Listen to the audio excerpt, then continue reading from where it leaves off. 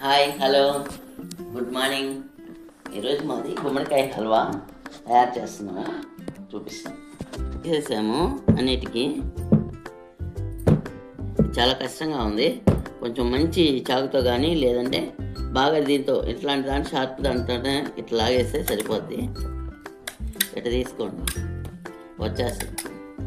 అంతా రెడీ అయిపోయింది. ఇది ఒక 4 కప్పులు ఉంటుంది. 2 కప్పులు చక్కెర వేస్తే సరిపోతుంది. దీనికి నేను చక్కెర వేస్తున్నా. ఇలా చక్కెర వేస్తే బాగుండదంట, అందుకని బెల్లమే వేస్తున్నాను. బెల్లమే వేసుకోండి, టేస్ట్గా ఉంటుంది. చక్కెరతో వేరే టేస్ట్ వస్తుందంట, అందుకని ఈరోజు నేను బెల్లం అయితే వేస్తున్నాను. ఇంకా క్యారెట్ తురుము అవన్నీ రెడీ చేసేసాము. ఇప్పుడు హల్వా తయారు చేసేది చూపిస్తాను. పొయ్యి మంట వేసేసుకున్నాను.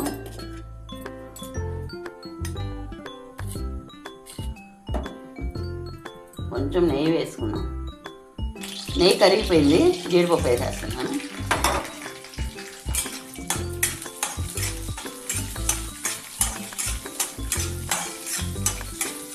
వేగిపోయినాయి, తీసేద్దాం. మళ్ళీ ఒక రోజు నెయ్యి వేసేసుకున్నాం.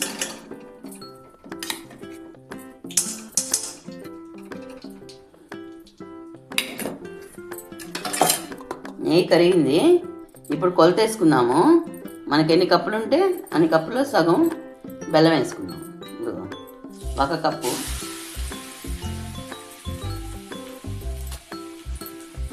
2 కప్పులు, 3 కప్పులు,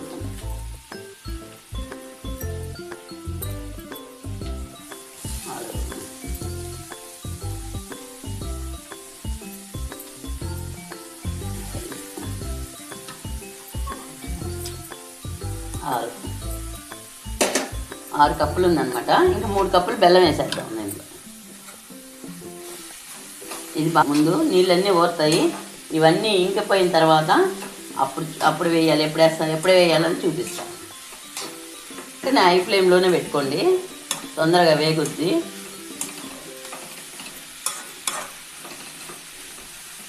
ఇలా కలిపెట్టుకుంటూనే ఉండండి, లేకపోతే అడుగు అంటద్ది.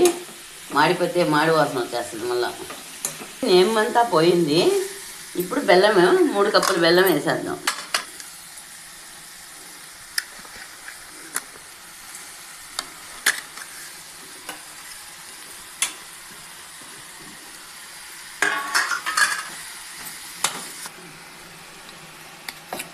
ఒక్కొక్కరంతా నెయ్యి వేసుకుంటూ కలబెట్టుకుంటా ఉండండి.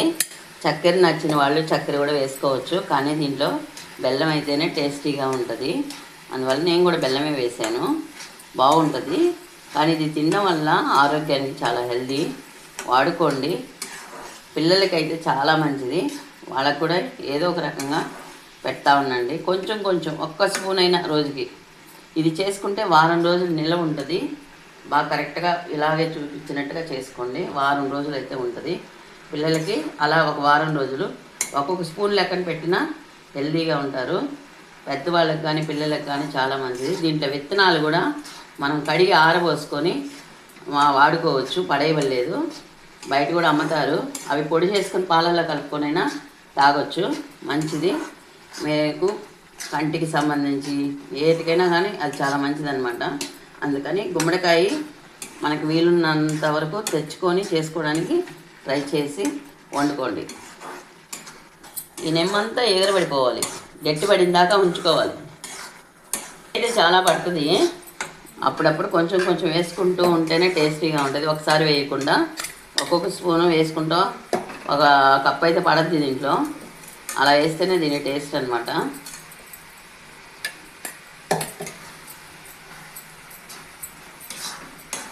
ఈ నెమ్ము కూడా పోనిచ్చి అప్పుడు జీడిపప్పు వేస్తాను.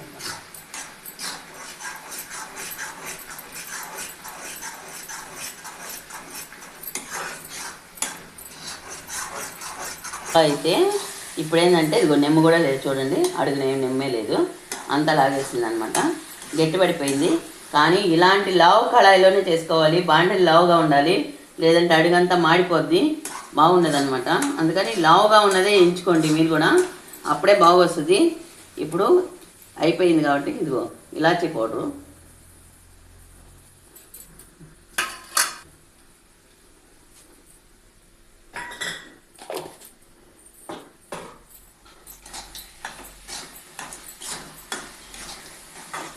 ఇప్పుడు రెడీ అయిపోయింది. ప్లేట్కి వేసి చూపిస్తాను.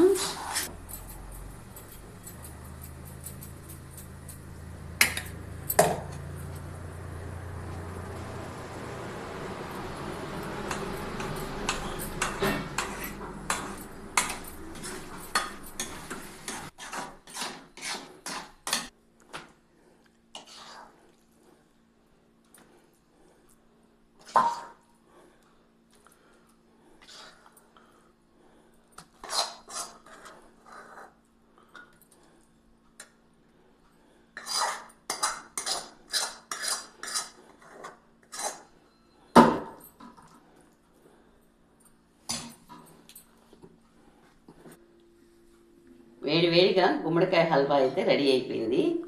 ఇప్పుడు ఏంటంటే ఇది సర్వ్ చేసుకొని ప్లేట్లో వేసుకొని తినడమే. అంతా రెడీ చేసేసాను. అరిటాకులో పోసేసాను. అరిటాకులో ఎందుకు పోసానంటే దీంట్లో పోస్తే చాలా టేస్ట్గా ఉంటుంది, అందుకే దీంట్లో పోసాను అనమాట. నచ్చితే ఒక లైక్ చేయండి. ఇది మాత్రం చాలా హెల్దీ ఫుడ్, తప్పకుండా వాడుకోండి.